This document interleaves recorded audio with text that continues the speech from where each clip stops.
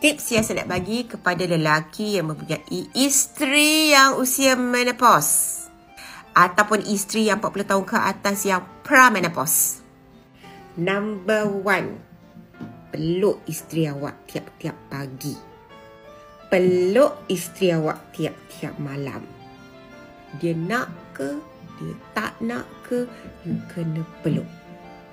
Sebab peluk tanpa berkata-kata tu akan menenangkan hati isteri.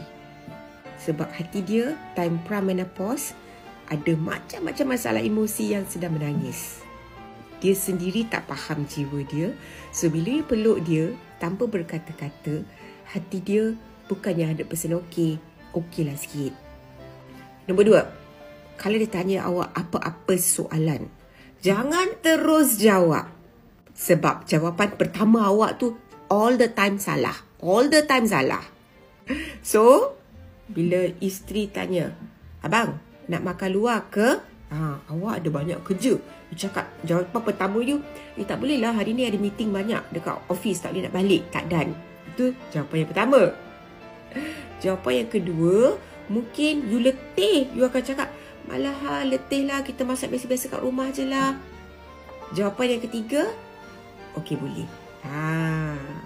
So all the time, jangan bagi jawapan yang pertama, jangan bagi jawapan yang kedua, bagilah jawapan yang ketiga, which is okey boleh. Jangan risau, bini awak tu saja dia testing, tanya, jom pergi makan luar, sebenarnya dia pun malas. It's just that dia teringin, tetapi hakikatnya dia pun malas. So bila dia tanya suami dia, bila dia dapat jawapan yang sama, dia rasa relief. Sebenarnya dia pun tak nak makan luar. So untuk para suami, bila nak jawab pada isteri yang sedang menghadapi pra-menopause, always bagi jawapan yang ketiga.